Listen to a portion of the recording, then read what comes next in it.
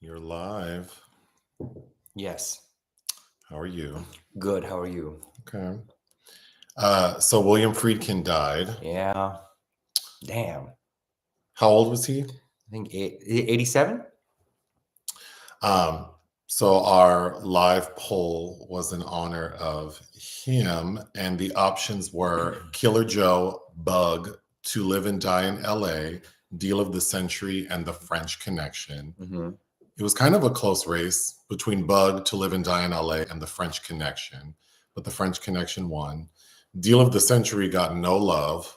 I know. Well, I have a book of his collected interviews, and of all of his films, Deal of the Century and Blue Chips don't come up in here at all. Oh, like he wasn't. Nobody involved with Deal of the Century liked it. Sigourney Weaver just, even on Mark Maron's podcast recently, he brought this film up, and she just like wouldn't say anything about it. I know, because I think she had a miserable time working with Chevy Chase. But I haven't watched that in years and years and years. I might have to crack into that again this weekend for my own personal pleasure. I don't think it's good, but I would have voted for Deal of the Century just because I hadn't heard of it. Well, you've seen it. I have? I made you watch every Sigourney Weaver movie, so you've seen this. Oh, I don't remember. Probably circa 2008. I don't remember, but The French Connection I had never seen. The only thing I know about French Connection is that clothing store, FCUK. That's a different kind of French I know, but that's the only one I know. There's a 2014 film that's also dealing with this title that I think was released as The Connection, which I don't think is very good, but... So this movie, 1971. Mm-hmm. It won Best Picture, 5 Oscars, Best Picture, Best Actor, Gene Hackman, won over a Clockwork Orange for Best Picture. In the same year? Mm-hmm. Oh, that's, don't tell me. Kubrick. As Madonna says, that was very good. What was the film he did before The French Connection? The Boys in the Band. I think French Connection is his 5th film, and this is really what kind of brought him into the fore. And the film after this? The Exorcist. So people were asking, why didn't we put Cruising or The Exorcist on the poll? We already have a review for Cruising, and we'll review The Exorcist closer to the release of the new film. This new David Gordon Green film. Mm-hmm. And Boys in the Band, we did review the new one, and I think we talked about the old one in it, but we should probably do a review for that. I think the original is fantastic. I don't know. Even when Friedkin is no good, I still will want to watch that movie. Somebody else asked about Sorcerer. I think Sorcerer is a fantastic movie. I think I put Deal of the Century as a... I think you also gave me Sorcerer as an option.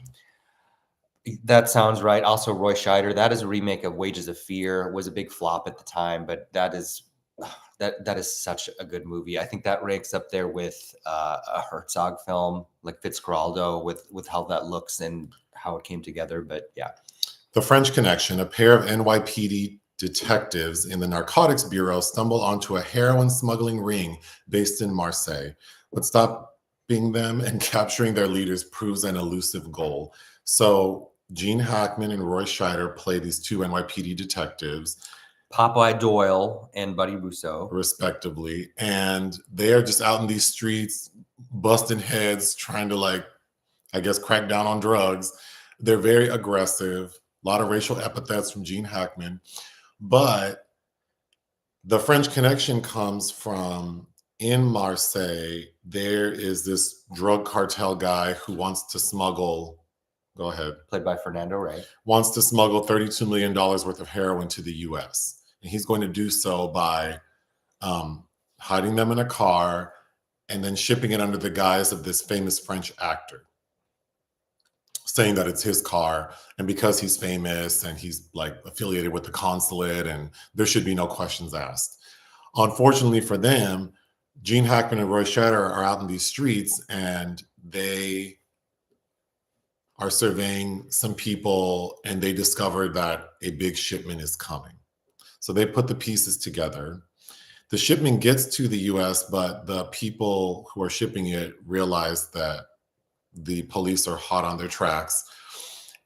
Some FBI agents get involved. At a point, the bad guys want to kill Gene Hackman because they're thinking that'll stop all this. So they send a guy to kill him, and that's where we get the famous car chase scene, which we'll talk about. But Gene Hackman is able to disarm this person. But another excellent scene is Gene Hackman is convinced he knows the car that has the drugs. So they take the car, they pull it apart, they find the drugs, but that's not enough. They need to catch the people doing the transaction. So the climax of the film is this car with the drugs, and then the people with the money. The transaction happens. The police don't bust them at the location. They let these fools drive off with the money. The main bad guy is played by, what's his name? The one who gets away. Fernando Rey. Yeah. He gets caught by the police, but then he runs, and then there's a big shootout. People get killed. Gene Hackman ends up killing one of the FBI agents. But in the end, the main bad guy, Fernando Rey, he gets away. Mm-hmm. The end. So at the end of the film, we see like several of the bad guys, like their cases were dismissed. They got their time reduced, sentence reduced. The person who got the most punishment is the actor, his dumbass. Mm-hmm. But yeah, the main bad guy gets away. So I understand there's a French connection too with Gene Hackman and the bad guy. Mm-hmm. Which, you know what, I've never seen. And I love John Frankenheimer as well. He directed that, and I own it. So I don't know. See if I can fit that in this weekend. But I thought this movie was excellent. I tried to make a pull quote just because I'm used to it. Filled with heart-pounding sequences, The French Connection satisfies as a gritty crime drama. I don't know if, you know how like looking at movies feels, looking at this movie today, I really like the look of it. I like seeing 1970 New York. But I wonder if like in 1971, if people felt that way about how the film looks. Because I love how it looks now. But maybe because it feels retro and... Sure, like there's a stronger reverence for the right. look. Sure, probably. But I did love how it looked. My pull quote was a near perfect mix of thriller and procedural, and an enduring cornerstone of the 1970s new American cinema. Well, I'm just going to go through my notes. The first, because I didn't know anything about this movie, but I knew that it was like highly regarded. But in the opening, when we're in Marseille, we see someone get shot and killed. Mm-hmm. And it looks like they just threw ketchup in his face. So I was like, oh no. But we get back to New York and we see Gene Hackman and Roy Scheider just out in these streets. And like the first thing we see them doing is trying to bust someone. And Gene Hackman's wearing a Santa Claus suit. Uh-huh. And we see him running in the suit. Those big ass boots, yeah. I don't know how many times I thought in my head as we were watching this movie, they can't be getting paid enough to be doing all this. No. Because Gene Hackman's apartment is raggedy. Like there's no, and they all eat so poorly. Like they don't have any money. And that, well, just these stakeouts they're doing too. Like the stakeout when they pick up the car, they're out till what, 4 a.m. and then they pull apart the car and then they put it back together. I want to talk about that. But this is how I feel about like the employees at Popeyes. Like they are so stingy with these sauces, and it's like, why you argue? Like you can't get paid enough to be arguing with me about the sweet heat sauce. I just don't know. Was that a Popeye Doyle connection in your head? Oh wow, I didn't even think about that. Wow, I'm brilliant without even trying. So Gene Hackman's character, it's really well written. And I was reading because he says a lot of random things that didn't quite make sense to me. But then I was reading that that's a character trait of his to like disorient people. So a few times he talks about picking your feet or picking your feet in Poughkeepsie. So I had to look that up. And apparently he says random things to just confuse people. To disorient. Which might cause them to tell the truth. But these two are so aggressive. This is a good cop, bad cop they're doing, but yeah, Popeye Doyle's it's uncomfortable to watch a lot too. Well, the one scene where he's going to talk to his like connect on the streets, this one black guy, with a very interesting afro.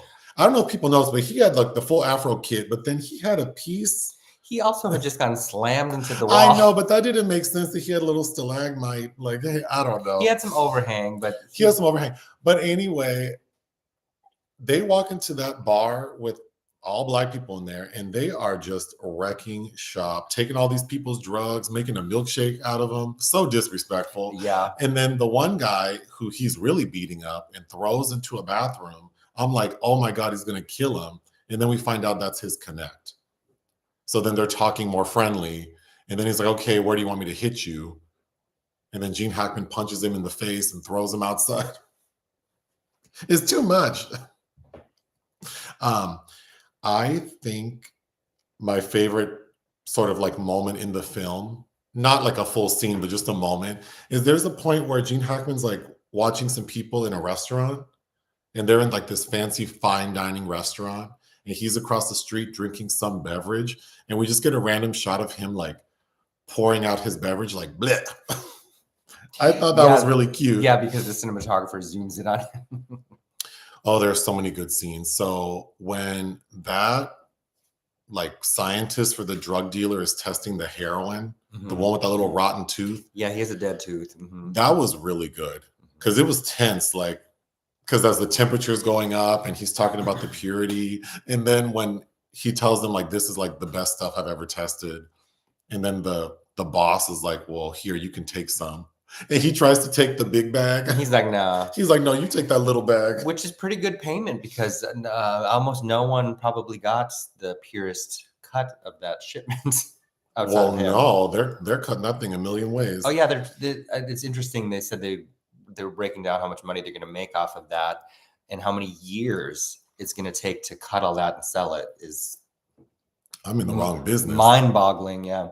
I really like the score. Don Ellis, who, he did the score for Mission Impossible.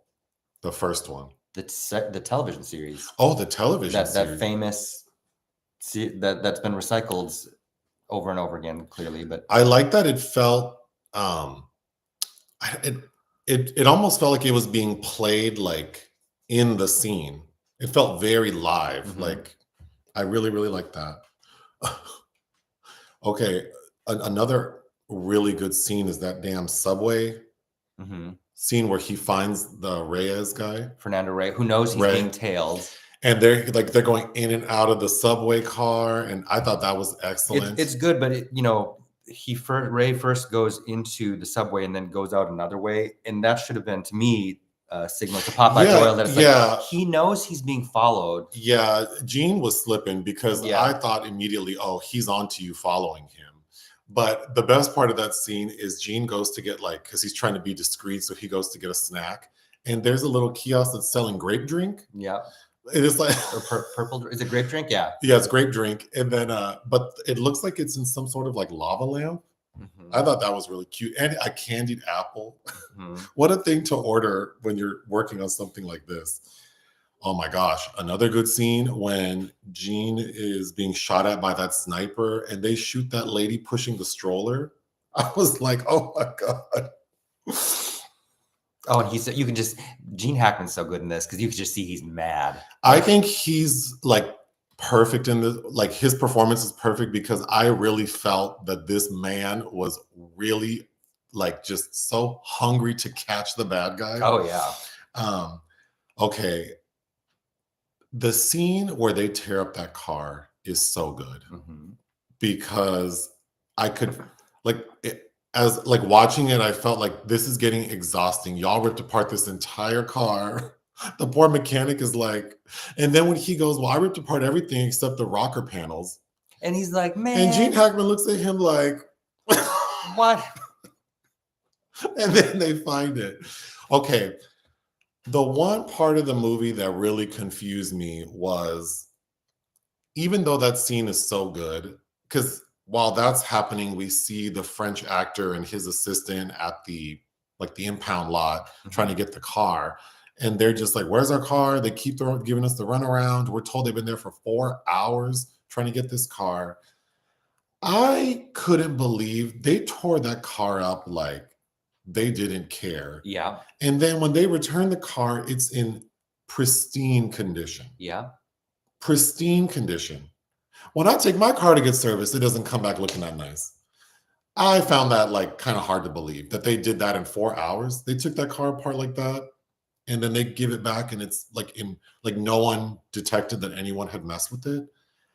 That was, I don't know. What do you think about that? Yeah, I wasn't sure if I missed something because that sequence moves rather quickly. Because at first I thought they found another car similar and just put the plates on it or something, but because it just in my mind it didn't make sense that they would reassemble it in a period of 4 hours.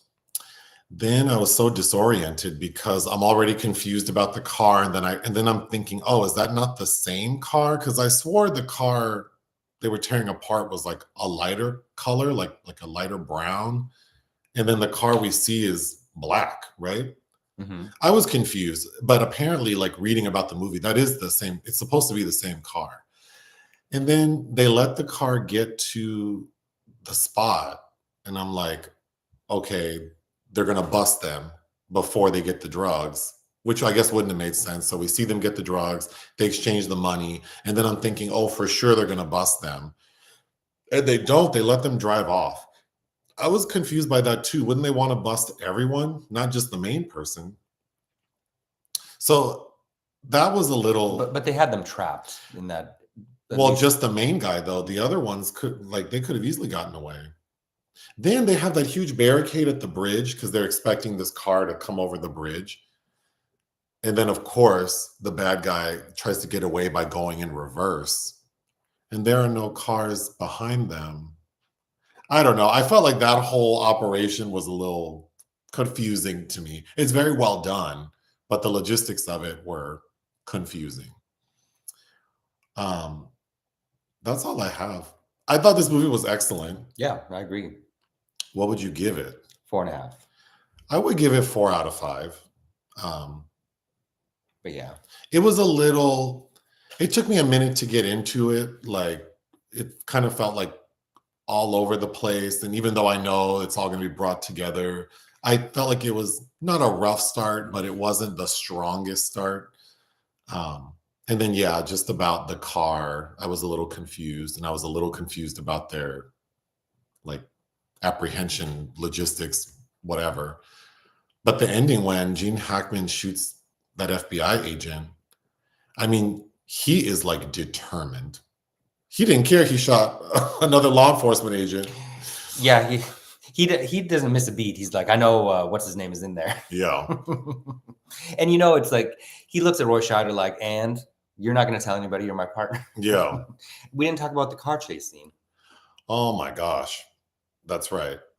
I mean, it's so good because so it starts with the guy who was commissioned to kill Gene Hackman, but Gene Hackman's on to him. And then he gets on a train and Gene Hackman misses the train. And then the bad guy commandeers the train driver and tells him, don't stop, just keep going. But then the operator, like, I guess has a heart attack and passes out. So now the train's going full steam ahead. It's a runaway train. Yep. The bad guy ends up killing, like, I think 2 law enforcement agents on the train. But of course, Gene Hackman has to chase the train. So he like pulls over a car and says, give me this car, official police duty. And then it's off to the races. It looks so good. It looks really good. I was reading about it, and I guess the way they achieved that was they had a camera operating like at a higher speed. So it looks like they're driving faster than they are. Which I was reading that there are little details where you can tell like a car at a stoplight, the exhaust is pumping out really fast. So you can tell that it's sped up. But it looks amazing. And then the stunt drivers, you know, were instructed to, you know, nearly miss the car. But of course, there were accidents where they actually hit. So they kept those in the film. But yeah, it looks amazing.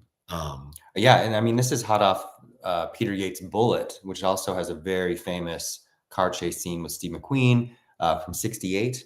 That's also really worth watching. But this is, I mean, and Friedkin was good with the car scenes. You haven't seen To Live and Die in LA. There's a really good scene where I think, is it William Peterson is going in the opposite direction on the freeway. That which also is kind of mind-boggling. Like, how did they get that? But well, also, without any CGI, I think as the audience, especially watching it now, it feels very like they are really driving these cars. They really hit that car.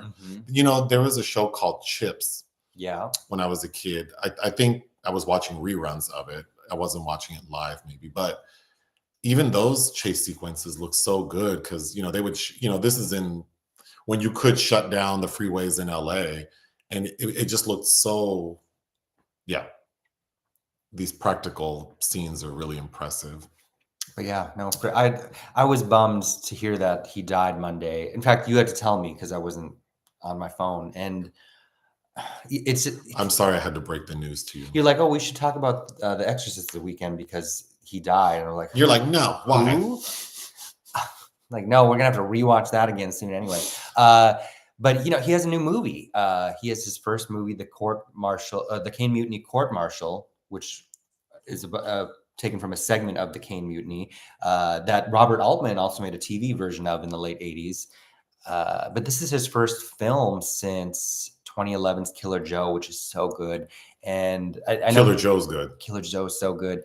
And he had a documentary in 2016 about a real life exorcist that is interesting to watch. But this would be his first narrative feature since 2011. After in the early 2000s, the rules of engagement with is it Samuel Jackson and Gene Hackman? I remember that. I didn't really like that. The Hunted with Benicio del Toro. So I remember in the early 2000s that everybody was kind of thinking that Friedkin had maybe lost it. And then we had Bug with Ashley Judd and Michael Shannon. And that movie blew me away with, I was so unexpectedly good.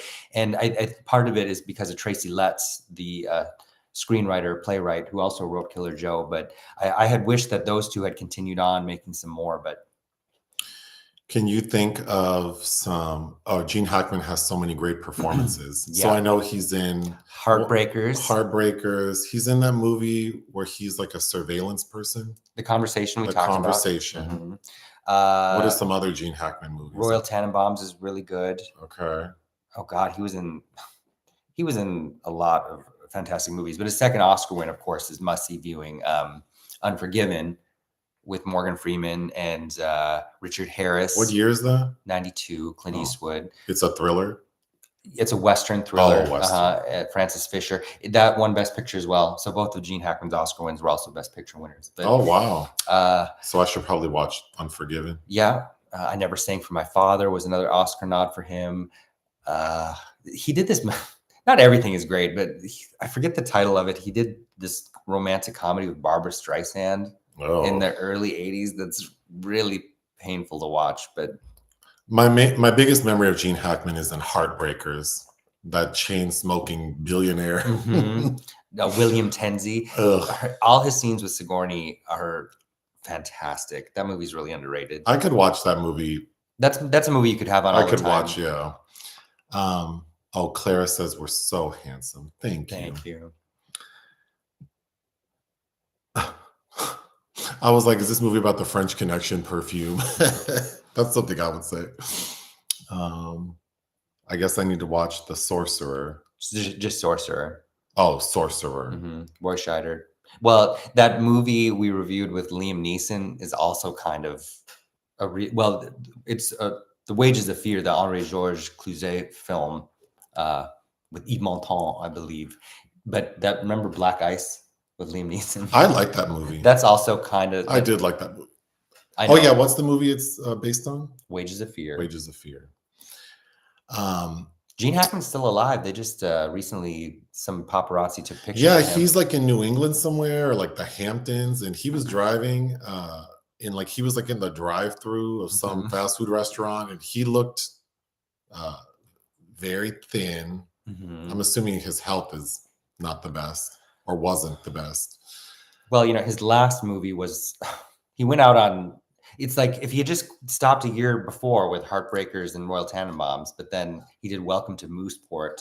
Is that bad? It's not good, with Ray Romano. Thank you, BMCK. Hello, Shirley. Hi. Have we talked about the censoring of the movie? No, but I was reading about that this morning that like on streaming services, some of it's censored. I mean,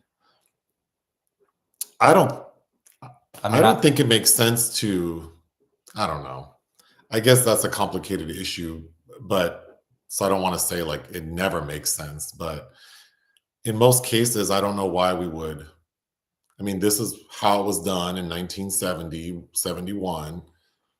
And this is how people spoke, and this is what people did. Well, it's like taking the N-word out of Adventures of Huckleberry Finn. It's right. Like, this is a document of what culture was like. Well, I think it's dangerous too, because then over time, people will get this watered down impression. And that's why they allow in school books for people to print that slavery was indentured servitude. Or that like these slaves, well, I read something about someone proposing that they talk about that they enjoyed. They had no, not that they developed like important skills as slaves. Like, we're not going to do that. Yeah, this is the problem with revisionism. So I mean, so that's all I would say is that I don't know why it would make sense to edit.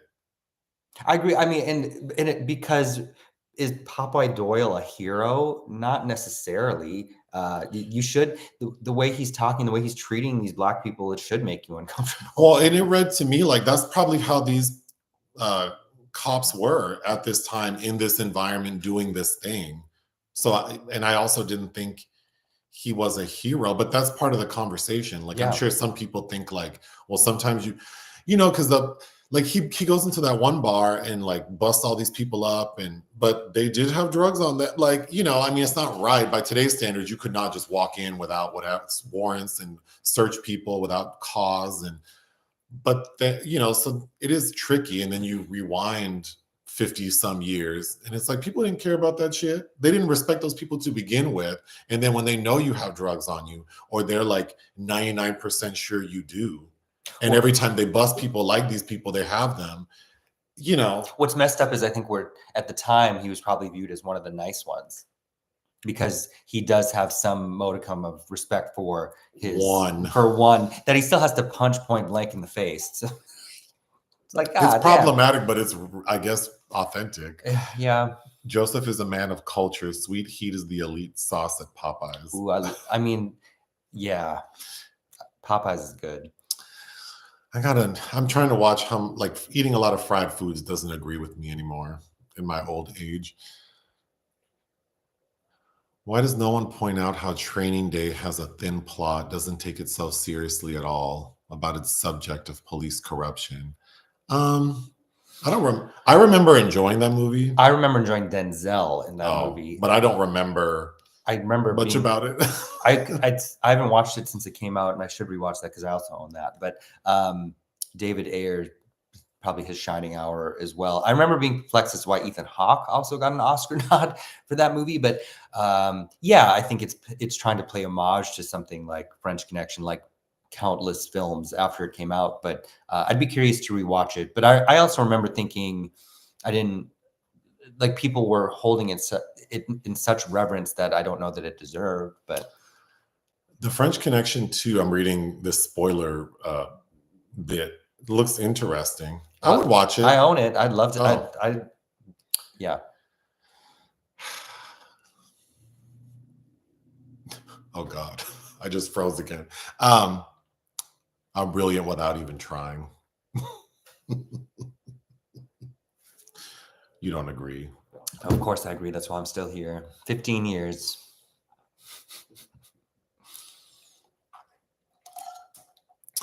The score is phenomenal. Yes. Why do you want more sauce? The portions of those Popeyes packets are more than enough. We're a big sauce house. I don't know. I don't know. One pack, like one little pack. No. For 3 tenders, no. You need a pack per tender. A pack per tender. Yeah, that should be the equation. Well, no, because even if and you can bring one home. You can bring a pack home and use that on other things. Well, because or put in your bag. Well, it depends how you like to use your dipping sauce, because some people pour the sauce on everything. I slather. Mm-hmm. and then they eat it that way. Or if you're like me, I will cut up pieces of my tender and dip it in the sauce. I do that too, though. But even if you pour it over, one packet is not enough for 3 tenders.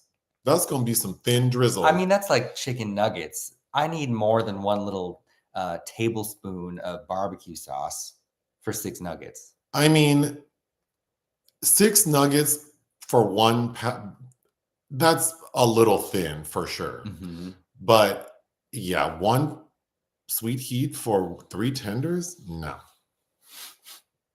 And they do get stingy. I would like to propose to Al Watch that you hate freedom because that I'm just kidding. No, but it is disappointing when I get my like tenders or my fries and they forget to put sauce or ketchup.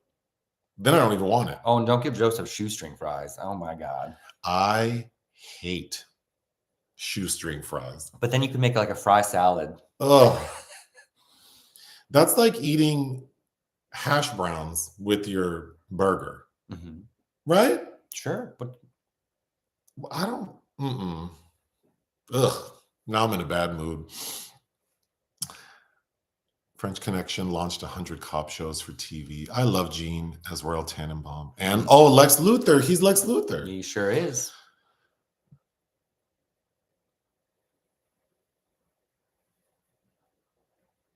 Oh my gosh, I was thinking that. I would be suing the hell out of the NYPD to run me a check for the damages on that car. There's a lawyer on TikTok who I watch, a black guy, and he talks about scenarios and who's liable. But he was explaining that anytime, like if law enforcement were to take your property, they are liable for any damages incurred. So now the process of getting that, I'm sure is like difficult, tenuous, but yeah, the conversation's really good. Looking forward to our review of the new Exorcist. Yeah, that trailer did not. You know, I am happy to see Ellen Burstyn. Yeah. So, and she, she has held out from doing another Exorcist movie for 50 years, and she got a really good deal with it. I think they financed some scholarship program for young actors. Like she asked for what I she figured. wanted. I figured that they had to do a lot to get her to do it. So that's nice. Yeah. But I think it's going to be good based on David Gordon Green's track record with the Halloween franchise? No. Well, when I watched the trailer, my thought was, if this, it's just like, you want to, like, if it weren't The Exorcist, it might be appealing to me. But now that I know that, knowing that they want to connect it to the original just feels like such a leap. Yeah. Because even that Exorcist TV series with Gina Davis, for anyone who hasn't watched it, spoiler alert, she's supposed to be the daughter of Linda Blair. So, speaking of Linda Blair, also 2 days before Friedkin died, I sent you a message because I just read that Rick James had dated Linda Blair, and that song is a Cold Blooded. Oh, I actually knew that. It was written for Linda Blair. Strangely, I did know that. Someone's son is moving to college today. Oh, is it August? Yeah. Well, that's exciting though. That is exciting. Yes, we've both seen the movie Bug. Oh, Bug. Anyway, I would have loved to have watched any of these films in the poll, but. Oh, wait. Oh, someone else thought that the cars were switched. Yeah. I actually want to go like rewind because I swear that car was like brown. And then the car that they're driving is darker than that, but still an excellent scene. Mm-hmm. Yeah, they didn't have the permits to really to legally film that scene. Oh, there are 2 sequels to The French Connection, The French Connection 2 and The 7 Ups. The 7 Ups is good. I think that's directed by the producer of this film, Philip D'Antoni, and that stars Roy Scheider, and that is pretty damn good and worth a watch. I didn't realize that was thematically connected, but I do remember really liking it. But yeah. Someone watched Sorcerer this morning. Good. Yeah, the Father Amor thing was that 2016 doc. Did you watch it? Yeah, I reviewed it. Oh, I could not be a cop if I had to run like Gene Hackman all the time.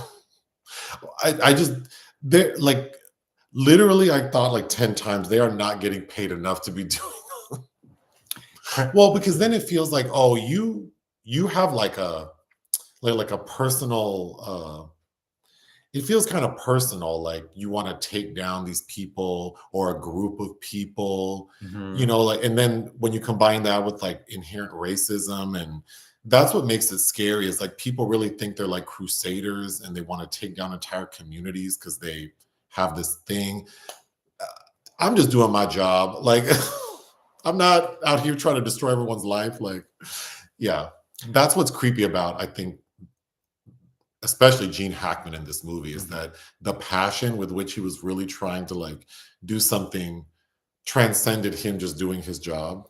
Well, and the real life cops they're portraying are in the film too. I think the boss that they're talking to is one of them, and they are being berated for not kind of bringing in enough. It's just that they're doing too much small time stuff. So that's another factor in that as well. Ooh, someone saw Gene Hackman play Death and the Maiden with him as the doctor, Glenn Close, and Richard Dreyfuss as the married couple. Yes, that's right. 92, because Glenn Close, I believe, won a Tony for that. Because I decimated all the magazines that had Sigourney in in those years, and there's a picture of her in black and white and people embracing Glenn, and then she would play that same character. Happy Saturday, Johanny. Have we reviewed a David Lynch movie? No, I made Blue Velvet is in my top 10 of all time, and I made you watch that, and you were sore about it. And trying to get you to watch Twin Peaks is a hassle. Have you seen Scarecrow with Gene and Al Pacino? Yeah, Schatzberg film. That's pretty damn good too. Oh yeah, Poseidon Adventure. Oh, that is good. I made you watch that, and I think you were into it. With Shelley Winters. I did like that movie. Mhm. I liked that movie so much that when I was out of town somewhere. Because I remember calling you and saying, "Oh, I'm watching a remake of the Poseidon Adventure," Which I've never seen the remake. Kurt Russell. It's not great, but I enjoyed it. But yeah. Oh God, Mississippi Burning. Ugh. That's my mind always. That's like Color Purple. It's like I don't want to watch it again. But Crimson Tide, I remember not loving Tony Scott. It's Gene shouting a lot. He's good, but I think Denzel didn't have enough to do that. I've also never seen Quick and the Dead.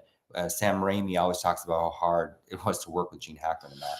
My mom and dad saw this in the theater on one of their first dates. Then he took her to A Clockwork Orange. Can you imagine you could just wander into movie theaters and this was the quality of American cinema?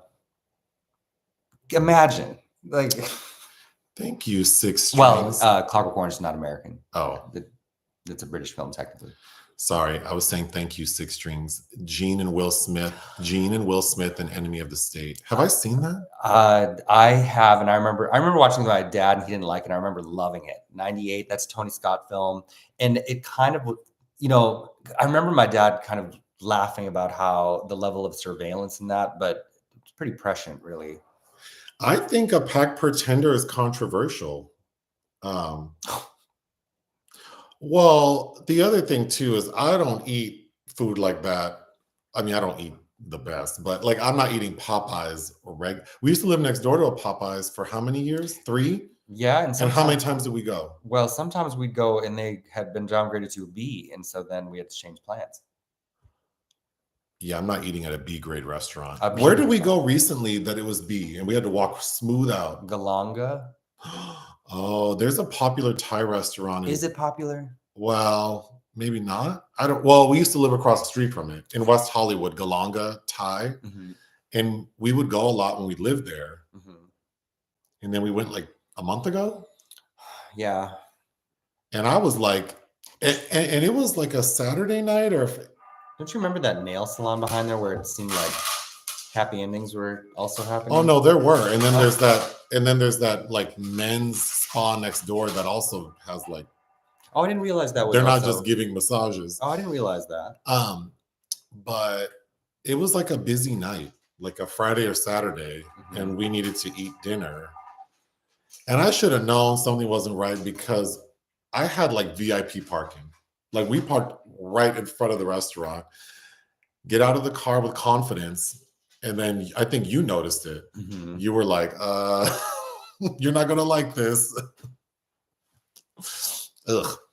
Jade, I think that's a Friedkin film that's a lot of fun with Linda Fiorentino. I made you watch that during the pandemic because I have that on Blu-ray. Maybe it's, I don't know. I have a soft spot for it also because of the Stravinsky score that he uses, but Jade's fun. Should we tell Joseph about the chicken wing scene in Killer Joe? You've seen Killer Joe, haven't you? No. With Matthew McConaughey and Gina Gershon. It opens with Gina Gershon's crotch. She's wearing a merkin, but we need to rewatch Killer Joe then. What's the chicken wing scene? There's a sexually related scene with the chicken wing. I remember seeing that at the Toronto Film Festival, and these two ladies behind me like made a scene and got up and left. That's how I mean, you gotta take care of yourself, I guess. Sure. Ellen Burstyn was looking good too in the trailer. Yeah, she did look nice. She benefited from always looking older than she was. And that's not being shady. Because if you think about Last Picture Show, when she's playing Sybil Shepherd's mom in 1971. Oh, I misspoke. In the Exorcist TV show, Gina Davis is Linda Blair grown up. Oh, she's Reagan. Yeah, she's Reagan. She's not the daughter.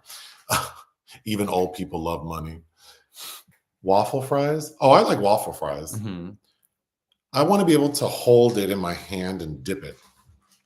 You can't do that with shoestring. And then, because you have to grab so much to get, then I look like an animal, like a beast in the restaurant, like shoving shit in my mouth.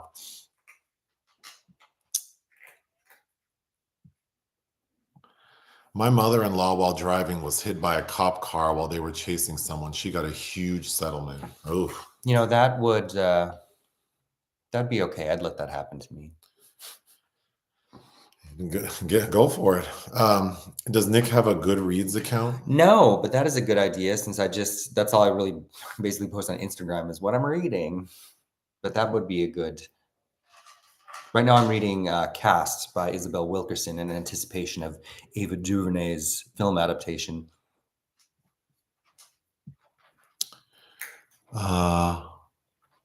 When VIP parking is sus.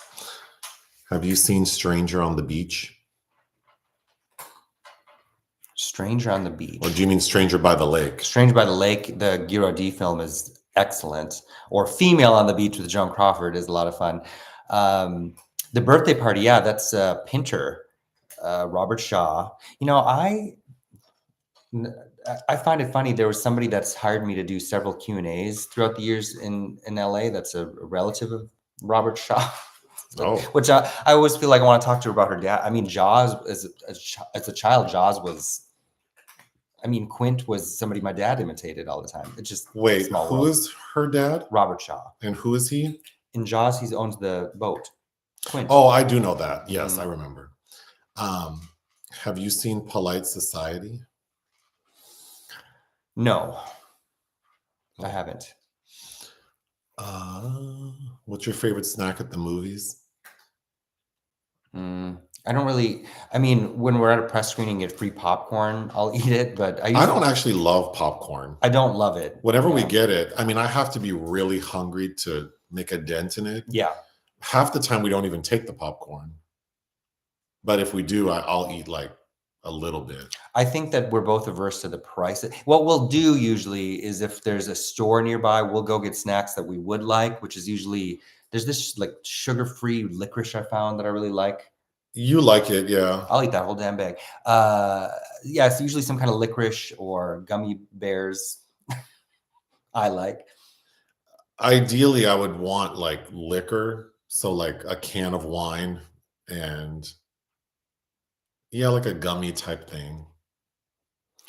Tony Scott directed Domino and about the assassin Domino Harvey, who's the daughter of Lawrence Harvey. And they cut out the fact that she was either lesbian or bisexual, I remember, back in 2005. And then I think that woman killed herself. Oh. From what I remember. Robert Shaw's also in From Russia with Love. He looks a bit like Daniel Craig. Huh. Okay, people who bring in like a full meal into the theater. I've done that once or twice. But that's because it's like a press screening. Mm-hmm.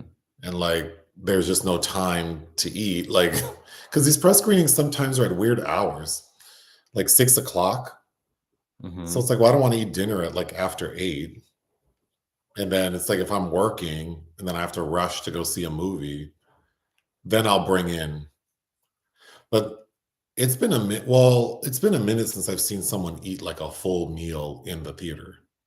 Yeah. But we usually don't go to like normal screen. I'm not paying to see movies, so it's I think if I were like in a regular viewing situation, I'd probably see more of that.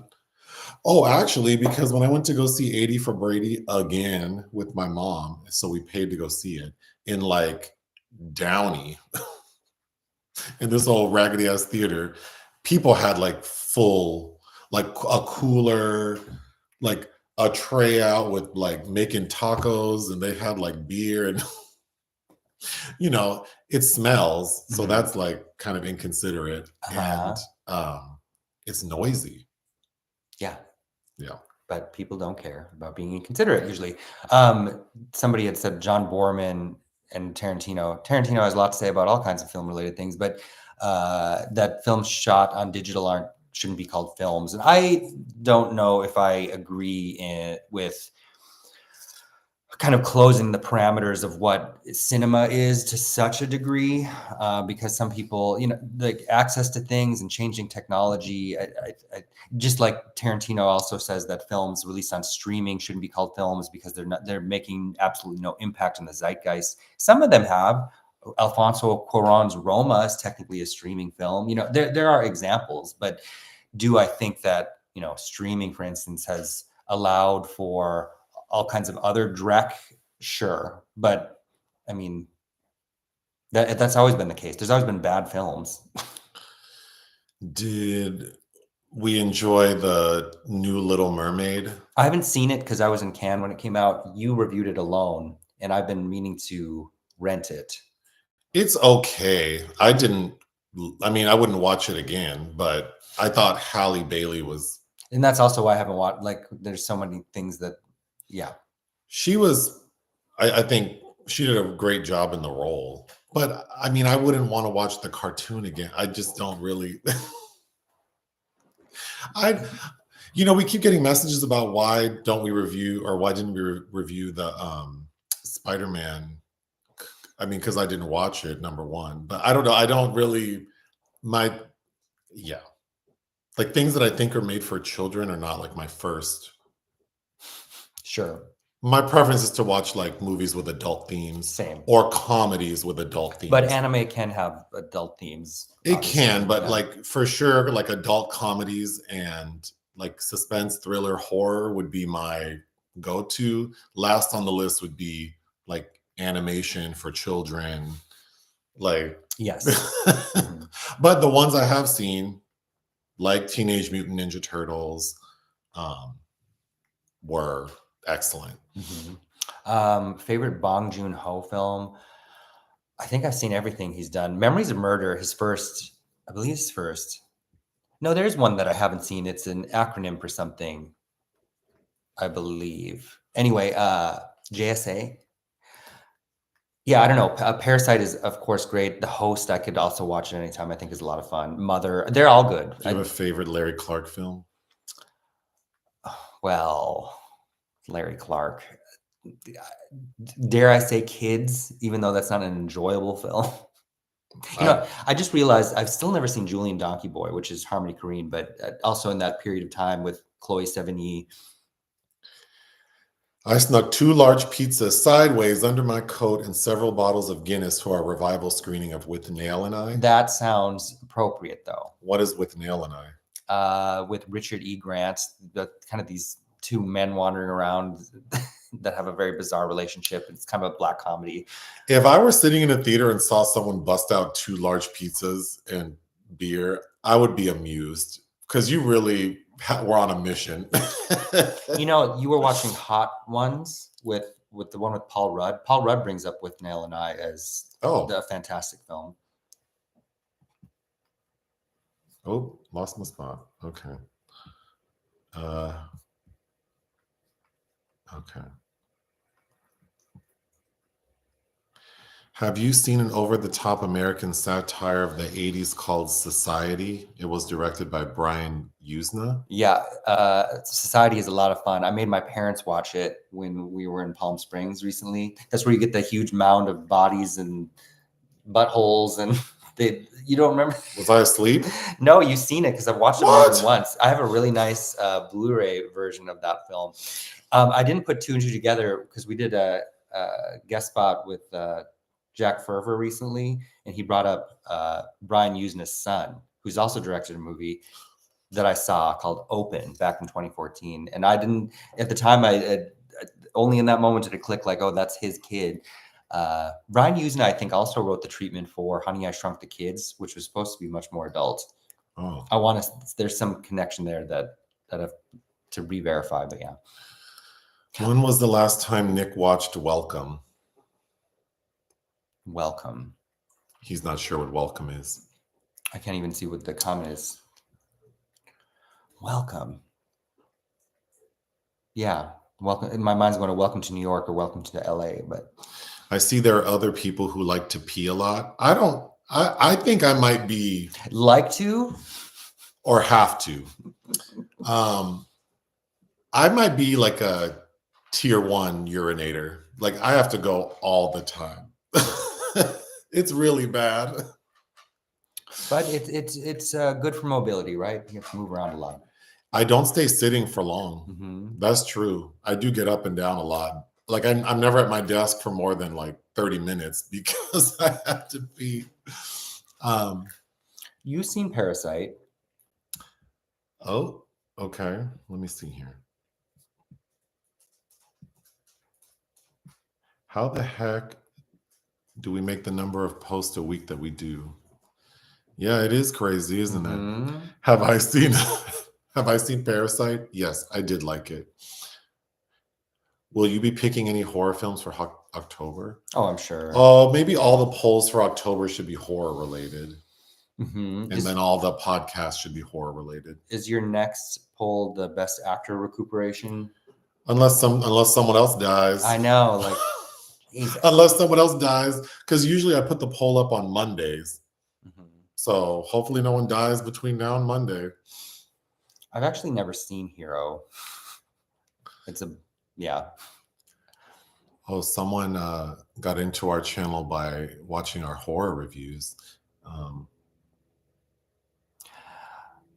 Thoughts on slow cinema? I mean, there's a time and a place, but yeah, I think an immersive experience is necessary, as in slow cinema should be seen in a theater and you should be alert.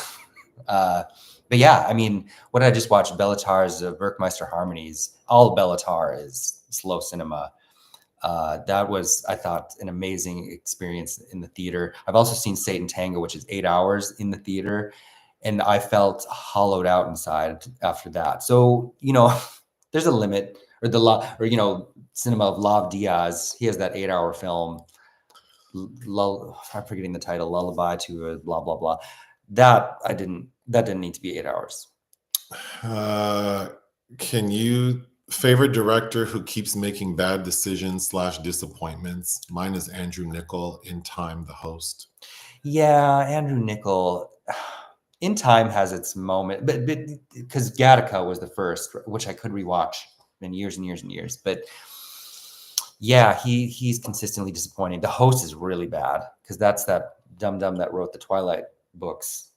That was her, the book she wrote after the Twilight series, and they snapped up the rights to that. And I don't know why we insist on making this garbage, but I think I've come to realize I don't love Christopher Nolan as a storyteller.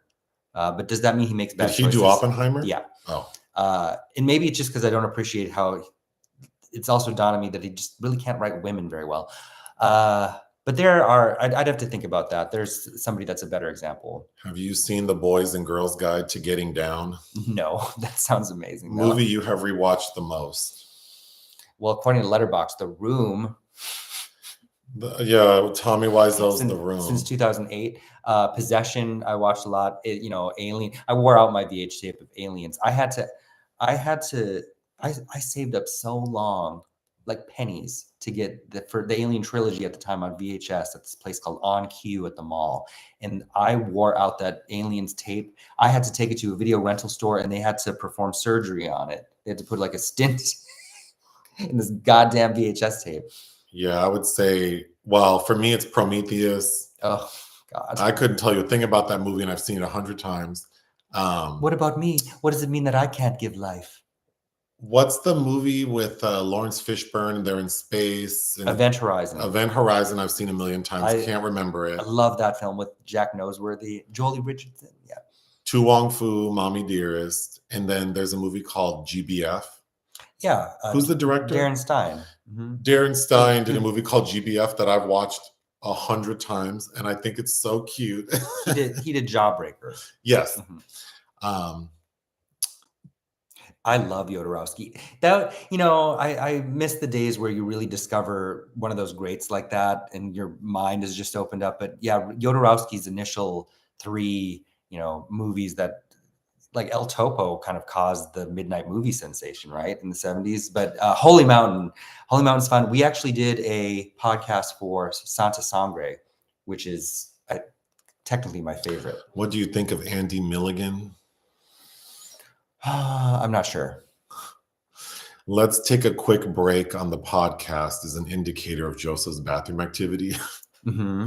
Well, also that's because, commercials play during the podcast. So it's also allowing me to put a commercial in. But mm-hmm. Yeah, I usually will pee while I'm doing that. Oh, Jean Dielman. I've been waiting. People keep dying, so I keep having to change my selections for the podcast in order to honor all these dying people, these dying legends. But yeah, Jean Dielman is on my list to make Joseph watch. Oh, BMCK found us through the Bad Vegan review. Oh, God, Bad Vegan. I was so annoyed by that. It's terrible. What's the worst Halloween movie? Oh, I don't know. Of the series? Yeah. I mean, I don't enjoy Halloween 3, even though I know it has the Season of the Witch, the non-Michael Myers one. But is that worse than 4, 5, We have 6? a friend who's a Halloween expert.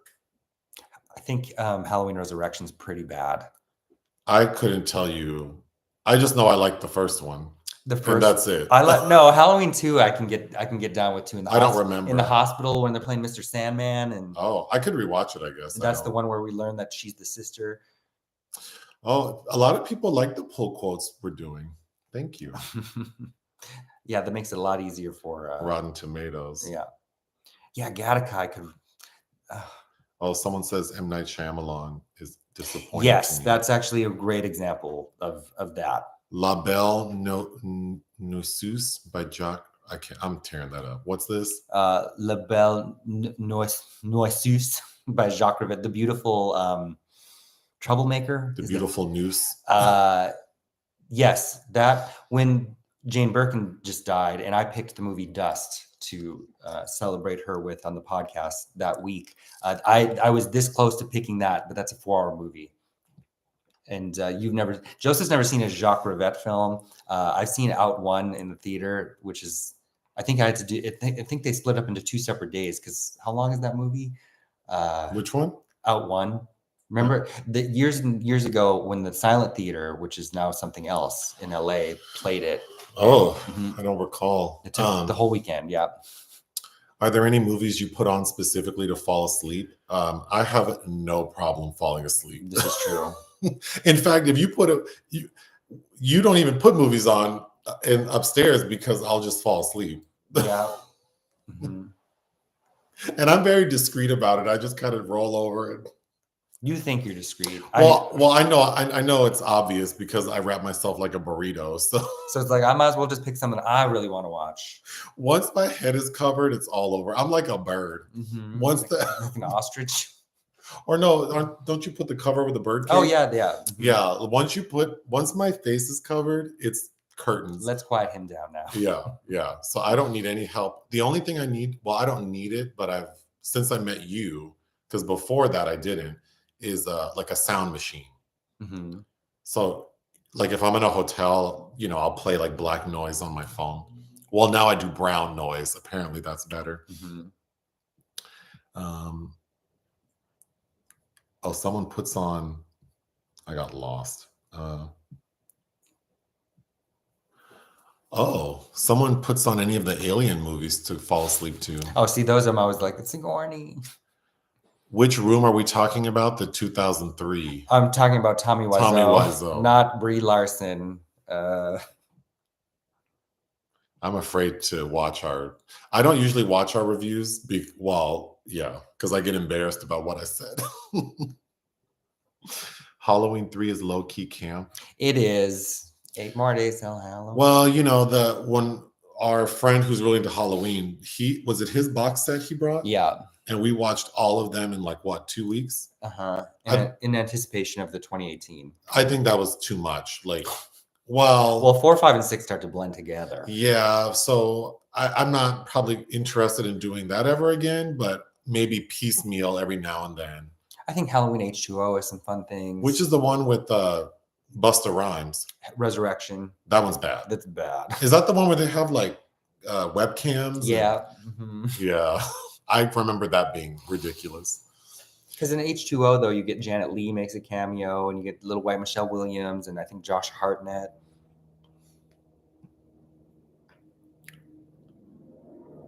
What's your favorite South Korean film? Oh, God. I'd have to think. Old Boy? No. I don't know. It'd probably be a Park Chan-wook. Lady Vengeance, I've been really hungry to rewatch. And somebody had just commented about Just Cause. Oh, Just Cause, I think we talked about it in the podcast because I watched for the first time. I don't love that. A lot of Sean Connery's films in the 90s. I don't like Just Cause so much. I don't like Rising Sun. Directors who can disappoint: Sofia Coppola. Yes. Oh my God. I'm blessed for being able to fall asleep easy. Yes, but I'm also cursed because I will always get up around 5:30, no matter what time I go to bed. So then I can't stay up late. Mm-hmm. So I'm definitely not a going out type person. Lawrence Fishburne. What about Cornbread Earl and Me? I own that on Blu-ray, and I've trotted that Blu-ray out many times, and just I don't want to watch that. I don't remember. But which is funny because in Dolomite with Eddie Murphy, Dolomite is my name. He's talking to some producer about Cornbread Earl and Me. Eddie Murphy as Dolomite's nobody wants to watch that. Someone falls asleep to Jumpin' Jack Flash. Oh, Whoopi. I like 80s Whoopi. The Jumpin' Jack Flash is a lot of fun. Someone found our channel via the Marry Me review with J-Lo and Owen Wilson. Oh, yeah. I'm sure I was ridiculous in that one, too. Jacques Rivette likes Elizabeth Berkley. I mean, how can you not love Showgirls? But The Last Voyage of the Demeter Joe is not doing well at the box office. I saw a meme as somebody said if it was titled Dracula on a boat, it would have done better, which is sad, but true. Oh, someone says they wish you would have gave a background on our guest for last week's podcast. Oh, yeah. Sorry. Well, we're not used to guests. Well, yeah, I'm not used to guests. His name is Jack Ferver. He's an actor, dancer, choreography teacher, writer. Mm-hmm. He has a website. I'm sorry. I totally misjudged. Yes. Jack has a website, and but if anyone knows the TV show Strangers with Candy, he played Jimmy Tickles. Yep. On Strangers with Candy. Yep, which was very formative for seeing somebody so femme and queer at that time in my life, and it's uncomfortable because they're gay bashed, and they're only in 3 episodes actually. But thinking back, was much more largely in my memory. Every time I think about that character, I think that that character is in much more prominent in the series, but it's only 3 episodes. I forgot to mention about speaking of Fernando Rey in French Connection. He was in several Buñuel films. Love Louis Buñuel. You should watch The Worst Witch with Fairuza Balk and Tim Curry. Ooh. Are you familiar with that? I'm not. I wanted to remind you too. We were talking about Watcher in the Woods last week. That was remade in 2017 with Angelica Houston in the Bette Davis role. Is it good? I don't know. I've never seen the remake. Someone watched Comfort of Strangers with Rupert Everett and Natasha Richardson. Excellent. That sounds like it'd be good. Excellent. That I sent you that still of Christopher Walken saying something about how healthy the wine is for them. That is a good book too. Ian McEwan, if I'm saying his last name right, but Paul Schrader, early '90s. Helen Mirren's in that. Great film. Someone dreamt we ended the live early because someone brought us fresh Chilean cuisine. If random food showed up at my door, I'm not eating it. Depends on how it's packaged. What about Finding Forrester? That movie is so problematic to me. Gus Van Sant. It's like he wanted to recreate the Good Will Hunting craze that in his career, and yeah, no to Finding Forrester. Did we review the Chernobyl series? No, but we watched it. We watched it. I don't remember, but I like Emily Watson. You know, I haven't seen The Virgin Suicide since it came out in '99, and I have it on Blu-ray. And I think, you know, back in the beginning of her career, that Lost in Translation, I remember liking her, and I think since then I've changed my opinion about Sofia Coppola. Although I'm about to see her do her Priscilla Presley biopic in Venice, but I'm curious to rewatch Virgin Suicides. Someone found our channel through the Where the Crawdads Sing review. Oh God, I recall thinking I liked that movie. It's okay. It's hokum though, and not realistic that girl looks like that living in the swamp. Which film are you excited to watch in the upcoming film festival? That's Venice, right? Mm-hmm. Well, there's a new Isabelle Huppert film, Sidonie in Japan, which I'm obviously very excited about. I'm really excited for Ava DuVernay, Origin, Poor Things. I'm very curious about since I read the book recently. I read The Order of Time by Carlo Rovelli. Liliana Cavani's back. Actually, yeah, I'm really excited for the new Polanski and the new Woody Allen, which I'll never be able to see in a theater in my lifetime, except for this event, I believe. And the new Friedkin. I'm excited to go to Venice. Yeah, well, we're excited for you. How much money would it take for you to review Squid Game? Is that Netflix show everyone was talking about 2 years ago? It's not. Has it been 2 years? Yeah. Oh. I think I watched the first episode. I don't know. I mean, how many? Probably a lot because, well, how many episodes are there? I'm not interested per se, so I don't know. What do people think when people say Argento or De Palma are misogynist? I mean, I think that there are worse people we could talk about first. Are there misogynist themes in their work? Yes, but does that make them misogynist? When you're talking about Argento, I think the more curious thing, like Francis Ford Coppola, is like you have your young daughter in these very brutal rape scenes. What about that? Have you seen Girl Interrupted? Oh, yeah. We were just talking about that Skeeter, what's her name song. Why does the world go on? Why does my heart go? Don't they know it's the end of the world? It ended when you said goodbye. That song that was just in the movie we watched yesterday. What movie did we watch yesterday? Landscape with Invisible Hand. That was a good movie. It was, but I don't remember that song. That's not. I was singing it the whole time while I was on. I said by Skeeter. Anyway, God, your memory. Girl in a Swing. You know that movie. I remember gleefully renting in secret because it's kind of erotic and not liking it as a kid. But that book I had is by Richard Adams, who wrote Watership Down. People in movies always have great teeth, but in real life, you come across a lot of people with a smile like Count Chocula. This is true. Oh my God. Well, dental care is expensive. It is, and a racket. Which is and a racket, as far as I'm concerned. It's ridiculous. It's ridiculous. And then, like, insurance won't even cover, like, oh, you had that tooth filled 9 years ago, so we can't fill it for another year. Like, maybe it's due to shoddy work. Like, really, I gotta wait 10 years before you'll cover, and then you're only going to give me like $72. That's crazy. That's really crazy. Have we reviewed Anaconda? No. I could rewatch that. That would have to be like a podcast movie. John Voight, who I just saw play in Ali, but God. Well, someone found our channel because their wife watches us religiously. Oh, nice. What's your favorite Studio Ghibli movie? Probably Spirited Away, but I've only seen 3 I know it's not just Miyazaki films, but I've only seen 3 of his movies. I didn't know Tyrese is suing Home Depot, so I need to read about that. I do too. But do you all remember when he was on social media crying to Will Smith and Jada? No. You need to relook that shit up too. Like, oh my God. What movie really shook you when you saw it? Requiem for a Dream. I was also in high school, but yeah. The Blair Witch Project scared the hell out of me. What did I just see? I need a good horror movie. What should I watch? Cobweb? Oh, that's what I was gonna Not if you want a good horror movie, but I think Talk to Me is better than Cobweb. I agree. I would suggest something classic. I think Demeter Joe is better than Cobweb. Yeah. And that has the same kid in both of them. The kid in Cobweb is the kid in Demeter? Yes. Oh, Saturdays are happier with us. Oh.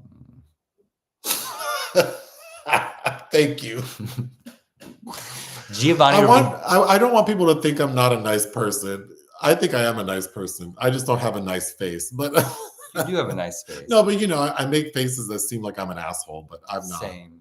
I'm not like that. Yeah, Giovanni. I could read Lost in Translation. Giovanni Ribisi is supposed to be Spike Jonze. Isn't Anna Faris supposed to be Cameron Diaz as well in that? Are we going to review The Changeling with Lakeith?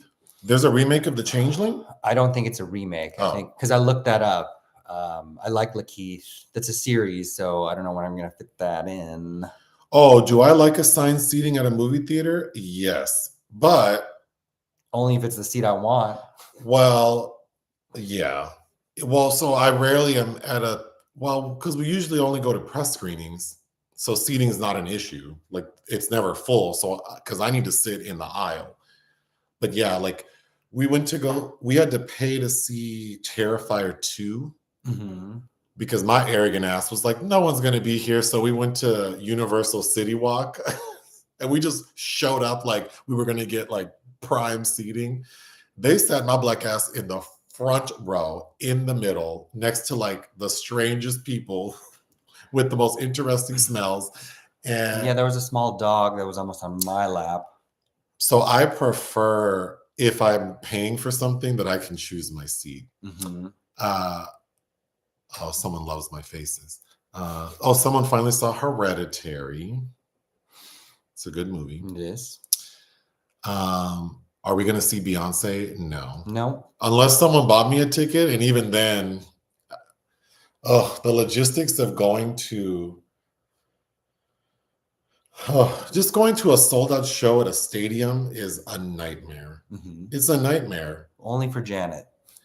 And even Janet, like that wasn't, because what is that, 7,000 seats? Or we had to walk for how long? A while. Like an hour? We had to walk for an hour before we can get an Uber. Well, we were like, we live how far from the Hollywood Bowl? Like 4 miles? We walked half that, yeah. So we walked 2 miles. It wasn't an hour, but it was like 35, 40 minutes to then get to a spot where we could like catch the Uber the extra 2 miles. We have nice faces. Thank you. Yeah, a dog in the movie theater. If you have if that's an emotional support animal, why are you taking them to Terrifier 2? Well, I don't know. I think tomorrow's podcast is my choice. I'm not sure what it will be yet. And the poll for next week, if no one else dies, will probably be Redemption Best Actor. And you have selections. Yeah. Oh, Yutaka just turned 40? Really? Happy birthday. I'm not trying to blow smoke up your ass, but when I look at you, I think you're like under 30. So not like in a shady way, like you're juvenile, but I can't believe you're 40. Wow. Well, welcome. Nick's not a part of the 40 club. Soon, but yeah, I've been a member for some years now. Oh, well, you know what? This is alcohol here. Would you like a sip? It's disgusting. Yeah. But we're having a sip. You need to cut that with something else. He said Asians don't raisin. Well, I didn't say that. I didn't say that. I just read it. I didn't say the N word. I just read it out loud. Yeah, the change. Well, Asian as a word and raisin as a word are not derogatory. So I said them separately as I read them. The Changeling. Yeah, that's a Peter Medak film. George C. Scott, who was married to Trish Vanderveer at the time, who's in that film. But that's a good movie. Mm-hmm. Okay, Jeepers Creepers. The director, Victor Salva, is a convicted pedophile. He served his time. So he's problematic. I do like Jeepers Creepers. I like Jeepers Creepers 2. Jeepers Creepers 3 we saw at a very nice theater in Playa Vista. A terrible movie in a very nice theater, yeah. And we got to go to, and there's a Whole Foods, so we got to get snacks beforehand. So I actually had fun at that screening. But Jeepers Creepers 4 is terrible. They're under no circumstances would that have been fun. Powder is Victor Salva. Will we review Copycat? Didn't we talk about it? No, I think when my sister visited during the pandemic, we rewatched. That's another movie I could put that on anytime. The Score, Sigourney, all of it. Oh, someone did go to the Beyonce concert, and leaving the stadium was insane. I'm sure.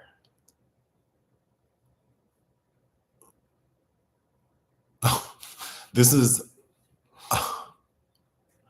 I have moments when I'm in the aisle at CVS and hear a song and think, wow, that singer can't sing very well, and it's a Taylor Swift song. Oh, well, I don't want the Swifties after me. I actually can't name a Taylor Swift song except the one that I think I used to like, where the video is like she's in her bedroom and I don't know.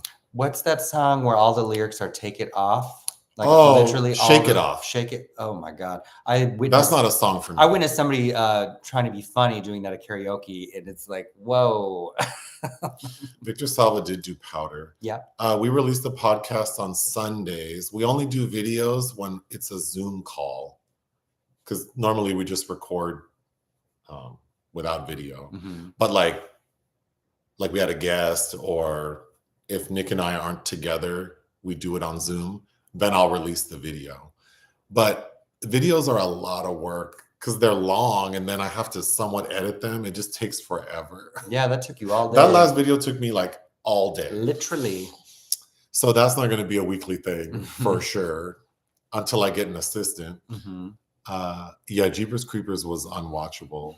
I think the Put Up Your Dukes moment in Copycat, I think Sigourney, I want to say she improvised that. Oh, someone won't see us again until after their birthday. When is your birthday? Yeah. Put Up Your Dukes. Someone spent an hour trying to get Taylor Swift tickets. Well, I hope you got them. Yeah. Yeah, Utaka does all video pod. That's a lot. I mean, because making our little 20-minute YouTube videos, I've gotten really fast. Mm-hmm. But yeah, we're trying to... It takes so long. Oh, Harry kind of... if you watch the Blu-ray of Copycat now, you can see that the chip in his teeth is marker. Oh, yes. Yeah. Which is too bad. But I Monday. love that. Well, I hope you have a happy birthday. Yeah. Oh, Red Lights with Sigourney and Robert De Niro. I forgot about that movie. I think that it falls apart a little by the end. And of course, anytime Sigourney dies in the film, I'm like, fuck you. No. But yeah, I think she has some really good moments in that. And Jolie Richardson, again, we just brought her from Event Horizon. Someone is not into Lost Flowers of Alice Hart. They say it's sleepy. You know, well, I don't like when people tell me to give things a try after I already tried. Mm-hmm. But I did find the first 2 episodes. I don't think all of it's good. Episode 2, 6, and 7 I thought were pretty good. But I'm a Sigourney Weaver stan, so... Well, overall I did enjoy the series, but I think Alice Hart, like as the adult, she's my least favorite. Yeah, and if you don't like the series, the book is terribly written. If I haven't said that enough yet, and the book also, it was already on a steep decline, really hits that when Alice becomes an adult, but. We have not reviewed Deja Vu. We did just watch it, though. Oh, we talked about it on the podcast, though. Mm-hmm. We did talk about Deja Vu on like the podcast 2 or 3 weeks ago. Yeah. Someone just listened to our Mandingo podcast. God, but that movie, oh my God. I love your Saturday lives. I'm cooking brunch for my favorite married couple who are arriving in 40 minutes. Oh. That sounds fun. I want somebody make me brunch. It won't be me. Did you take a class to learn YouTube videos? Clearly not. You did a lot of research. Well, I do attend YouTube University, so I will most things, even for work. I'm like, I don't know what's happening. I Google a lot of stuff to try to learn and get on YouTube. Yeah, I mean, she did die in Paul. Paul, Cabin in the Woods, like those are basically cameos to me. I think Lost Flowers, I wouldn't recommend watching it like week by week. No, you should wait till it all comes out. I think I would wait till it all comes out and just sit down for a good long Sunday and just knock it out. Because episode 5 is like that. It's falls victim to a lot of these things. Like there are too many episodes. You can condense. Well, the other problem it has is it's not structured in a way that's like, ooh, like you left me on a cliffhanger. Not every episode's a cliffhanger. No, so then it just kind of feels like, oh, I guess it's all gonna wash over me in the end, which it does. But Heart of Stone. Okay, this is a long one, so we need to go. Defenders. To be honest, after her character dies in Defenders, I didn't think I even finished the last episode because I hated that so much. Although you do get to see her have fight choreography with Scott Glenn, but no. It took me years before I realized Cameron Diaz doesn't make movies anymore. She's coming back. That's shady. I know. You didn't miss her. She's making a comeback in a Netflix sports comedy with Jamie Foxx. Yes. Well, do you have anything else you want to say? No. All right. Ta-ta.